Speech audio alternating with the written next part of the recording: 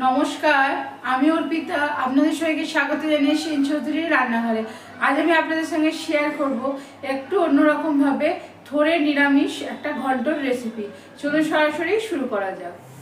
দেখুন, থোড় দিয়ে একটু অন্যরকমভাবে আমি থোড়ের নিরামিষ একটা ঘন্ট বানাবো। তার জন্য এখানে আমি একটা থোড় নিয়ে নিচ্ছি। আমার বেশিরভাগটাই কাটা হয়ে গেছে, আমি জাস্ট আপনাদেরকে দেখানোর জন্য এক টুকরো রেখে দিয়েছি। থোড়টাকে এইভাবে কেটে নিয়ে যে সুতোটা আছে এটা আঙুলের মধ্যে না এইভাবে জড়িয়ে নিতে হয়, পুরো সুতোটা উঠে যায়। একদম পাতলা করে কাটবেন, যতটা পারবেন পাতলা কাটবেন। যত পাতলা কাটবেন আমি যে আজকে রান্নাটা করছি সেটা কিন্তু টেস্ট তত বেশি হবে। একটু অন্যরকমভাবে বানাবো। এখন এইভাবে গোল গোল করে প্রথমে আমি সমস্ত থোড়টা কেটে নেব।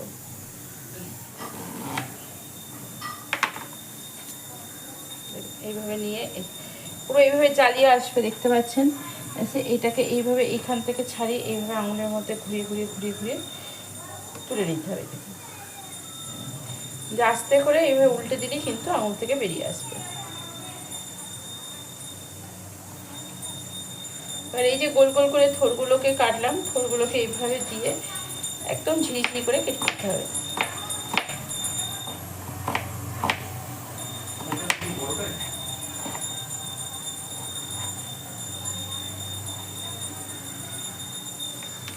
দেখুন, আমি একদম ঝিরিঝিরি করে থোড়টা কিন্তু কেটে নিলাম। থোড়টাকে কেটে কিন্তু কোনোভাবেই এমনি জায়গায় রাখবেন না। এই দেখুন, আমি জল নিয়েছি, জলের মধ্যে সমস্ত থোড়টা কিন্তু আমি ভিজিয়ে রেখেছি আগে থেকে। এইভাবে কিন্তু জলের মধ্যেই থোড়টা ভিজিয়ে রাখবেন, নাহলে কিন্তু কালো হয়ে যাবে। দেখুন, আমি সমস্ত থোড়টাই তো কেটে নিয়েছি এরকম লম্বা লম্বা করে। আর খুব ভালো করে ধোয়া হয়ে গেছে। এবার এই যে জলটা আমাদের ভিজিয়ে রেখেছিলাম, এই জলটা প্রথমে আমি ফেলে দেবো। দেখুন, এখানে আমি থোড়টা জল ঝরিয়ে নিয়ে চলে এসেছি। এবার এর মধ্যে আমি দিয়ে দেবো একটুখানি নুন। থোড়ে কিন্তু বেশি নুন লাগে না, আর নুনটা কিন্তু খুব সাবধানে ব্যবহার করবেন। আর এটা কোনো প্রেশারে স্টিমও দিতে হবে না, কিচ্ছু না। দেখুন, এবার নুনটা আমি থোড়ের মধ্যে দিয়ে হাত দিয়ে খুব ভালো করে এইভাবে চটকে নেব থোড়টাকে। দেখুন, থোড়টায় নুন দিয়ে চটকেছি আমি প্রায় 3-4 মিনিট। তারপরে এই জলটা যে বেরিয়েছে এটা কিন্তু ফেলে দেবেন না।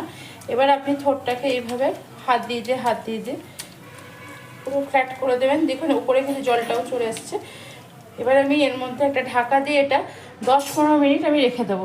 10-15 মিনিট রেখে দিই, তারপরে আমি আপনাদেরকে দেখাচ্ছি এটা আমি কী দিয়ে এবং কীভাবে রান্নাটা করি। দেখুন, আমি থোড়টা পুরো 15-20 মিনিট ওইভাবে চটকে রেখে দিয়েছিলাম। রেখে দেওয়ার পর আমি এখানে কড়াই বসিয়ে দিয়েছি। কড়াইয়ের মধ্যে আমি দিয়ে দিচ্ছি মাঝারি চামচের 1.5 চামচ মতো সাদা তেল। ফোড়নে শুধু দিচ্ছি একটু কালো জিরে। দেখুন, তেলটা পুরোপুরি হওয়ার আগে আমি কালো জিরেটা দিয়ে দিয়েছিলাম, তো একটু কালো জিরেটা আমি হতে দিচ্ছি তেলে। কালো জিরেটা আমার প্রায় তেলে ভাজা হয়ে গেছে। এবার আমি এখানে দিয়ে দিচ্ছি ডুমো ডুমো করে কেটে রাখা পেঁপে। দেখুন, পেঁপের মধ্যে দিয়ে দিচ্ছি ভীষণ অল্প পরিমাণ একটু নুন, যেহেতু থোড়ে আমি নুন কিন্তু দিয়েছি, তো খুব অল্প পরিমাণ আমি এখানে নুন দিয়ে দিলাম। এখানে আমি থোড় দিয়েছি আপনার মাঝারি বাটির প্রায় 1.5 বাটি মতো থোড় আছে সেখানে, সেই জন্য আমি এখানে পেঁপে নিয়েছি 1/2 বাটি মতো। মানে আপনি যে বাটির মাপেই নিন, যদি 1.5 কাপ হয় তাহলে 1/2 কাপ কিন্তু আপনি এখানে পেঁপে দেবেন। এবং পেঁপেটা দিয়ে আমি হালকা একটু নেড়ে ছেড়ে নেব। এইভাবে একবার থোড় বানিয়ে খেয়ে দেখবেন। থোড় কিন্তু এই ধরনের থোড় কিন্তু সবার সঙ্গে খেতে ভালো লাগে। আর থোড় খাওয়া খুব উপকার, থোড় পেঁপে সমস্তটাই। খুবই সিম্পল একটা রান্না, কিন্তু খেতে হচ্ছে অসাধারণ হয়। দেখুন, পেঁপেটা আমি হালকা নেড়ে নিলাম। এই 2-3 মিনিট মতো নেড়ে নেওয়ার পর পেঁপের মধ্যে আমি দিয়ে দিচ্ছি পরিমাণ মতো হলুদ। দেখুন, দিয়ে দিলাম হলুদ। দিয়ে দিচ্ছি 1 টিস্পুন ধনে গুঁড়ো। এটাতে কিন্তু বেশি মশলাও লাগে না। দিয়ে দিচ্ছি 1 টিস্পুন জিরে গুঁড়ো। ধনে, জিরে আর হলুদ দিয়েও কিন্তু আমি পেঁপেটাকে একটু নেড়ে নেব। দেখুন, দিয়ে দিচ্ছি একদম সামান্য পরিমাণ আদা বাটা। আপনাদের কাছে যদি, আমার কাছে আদা বাটা ছিল তাই ব্যবহার করছি। যদি আদা বাটা না থাকে দেওয়ার কোনো দরকার নেই, না দিলেও টেস্ট লাগবে। আমার কাছে ছিল, আমি সেজন্য কিন্তু ব্যবহার করলাম।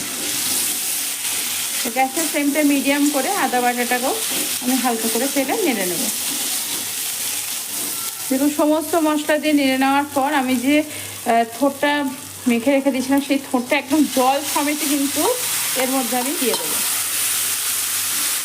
দেখুন থোড়টা কিন্তু জল সমেতই আমি পেঁপের মধ্যে দিয়ে এবার ভালো করে নেড়ে নিচ্ছি। থোড়টা কোনোভাবে স্টিমও দিতে হবে না, পেঁপেও স্টিম দিতে হবে না, কোনো কিছু স্টিম দেওয়ারও দরকার নেই।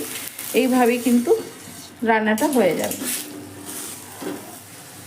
দেখুন গ্যাসের ফ্লেমটা মিডিয়াম হিটে করে দিলাম, করে দিয়ে আমি এবার এটা ঢাকা দিয়ে আস্তে আস্তে হতে দেবো। দেখুন আমি এটা লো হিটে 10-15 মিনিট রেখে দেওয়ার পর মাঝখানে অবশ্য একবার ঢাকনা খুলে আমি নেড়ে দিয়েছিলাম। দেখুন ঢাকনাটা আমি আপনাদের সামনে আবারও খুললাম। একদম কিন্তু এটা জলটা দেখুন শুকিয়ে গেছে, থোড় থেকে যে জলটা বেরিয়েছিল থোড়ের জলটা পুরোই শুকিয়ে গেছে এবং পেঁপেটা কিন্তু আমার অনেকটাই নরম হয়ে এসছে। আবারও খুব ভালো করে এইভাবে নেড়ে দেবো। দেখুন থোড় আর পেঁপে আমার খুব ভালো করে কষানো রেডি হয়ে গেছে। এবার আমি এর মধ্যে দিয়ে দিচ্ছি পরিমাণ মতো জল।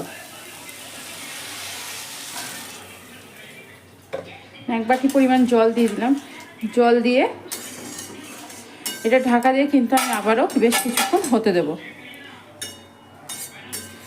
যাতে পেঁপেটা আরও একটু সেদ্ধ হয়। কারণ পেঁপেটা সেদ্ধ হয়েছে, তো আরেকটুখানি হবে সেদ্ধ, পুরোপুরি সেদ্ধ হয়নি।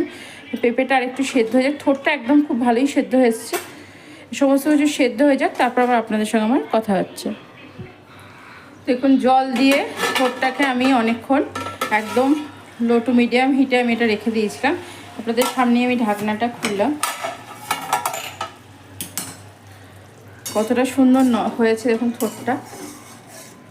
এবার আমি থোড়ের মধ্যে দিয়ে দেবো। দেখুন পেঁপেটা প্রথম একদম দেখে নেবেন যেন নরম হয়েছে। দেখুন ঢাকনা খুলে থোড়ের মধ্যে যে পেঁপেগুলো দিয়েছি সেটা প্রথমে দেখে নিতে হবে নরম হয়েছে কিনা। এবং নরম হয়ে গেছে আমার পেঁপেগুলো। এবার আমি এর মধ্যে দিয়ে দিচ্ছি 2 কাঁচা লঙ্কা আর দিচ্ছি সামান্য কয়েক দানা চিনি। চিনি কিন্তু যদি পেঁপে সেদ্ধ হওয়ার আগে দিয়ে দেন তাহলে কিন্তু আর পেঁপেটা সেদ্ধ হবে না। তো চিনি দেওয়ার আগে অবশ্যই কিন্তু পেঁপেটা দেখে নেবেন সেদ্ধ হয়েছে কিনা।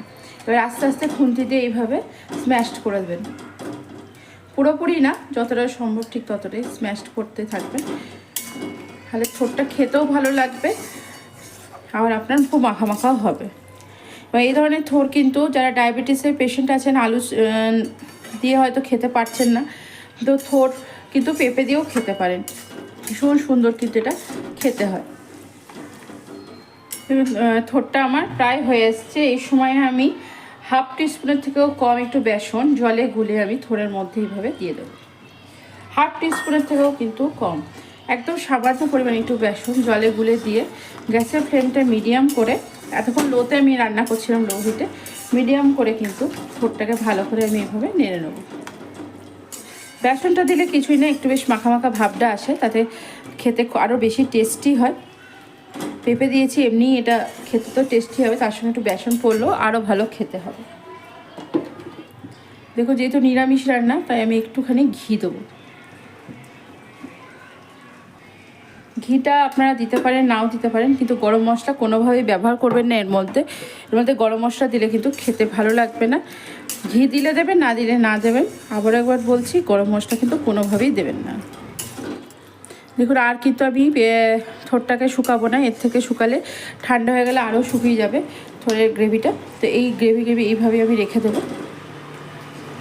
তো গ্যাসের ফ্লেমটা একটুখানি বাড়িয়ে দেবো বেশ কয়েক সেকেন্ডের জন্য। দেখুন এই সময় একটা কাঁচা লঙ্কাকে খুন্তি দিয়ে আমি এইভাবে ফাটিয়ে দেবো। থোড় কিন্তু বেশি ঝাল নুন খেতে একদম ভালো লাগে না, সেই জন্য আমি কাঁচা লঙ্কাটাকে দেখুন জাস্ট 2 টুকরো করে দিলাম, একটা তাও, 2টো না। গ্যাসের ফ্লেমটা বাড়িয়ে দিও, এবার কয়েক সেকেন্ড মতো এইভাবে নেড়ে নিলাম। গ্যাসের ফ্লেমটা আমি অফ করে দেবো। অফ করে দিয়ে গরম করে এই কিছুক্ষণ মতো রাখবো, যেটা স্ট্যান্ডিং টাইম বলা হয়, সেটুকু রেখে আমি একটা জায়গায় আপনাদেরকে পরিবেশন করে দেখাচ্ছি। এই সময় কিন্তু একটু ঢাকাও দিয়ে দেবো। দেখুন থোড়টা আমি কিন্তু অনেকক্ষণ ঢাকা দিয়ে রাখার পর এবার একটা প্লেটে নামিয়ে নিচ্ছি। দেখুন থোড়টা যে একবারে শুকিয়ে গেছে তা না, আবার থোড়টা কিন্তু হালকা গ্রেভিও আছে। এইভাবে থোড় রান্না করে ভাত দিয়ে বলুন রুটি দিয়ে খেতে খুব ভালো লাগে। দেখুন আজ আমি আপনাদের সঙ্গে শেয়ার করলাম একদম অন্যরকমভাবে একটা নিরামিষ থোর পেঁপের একটা ঘন্ট রেসিপি। আশা করি আমার ভিডিওটি আপনাদের ভালো লেগেছে। যদি আমার ভিডিওটি ভালো লেগে থাকে অবশ্যই লাইক শেয়ার কমেন্টস করতে তো ভুলবেন না। চ্যানেলটিকে অবশ্যই করে সাবস্ক্রাইব করবেন, চ্যানেলটিকে সাবস্ক্রাইব করার পাশে থাকবেন। আজ এখানেই ভালো থাকবেন, সুস্থ থাকবেন, আনন্দ থাকবেন, অনেক অনেক সুখে থাকবেন এবং অবশ্যই জানাবেন কিন্তু আমার এই রান্নাটা আপনাদের কেমন লাগলো।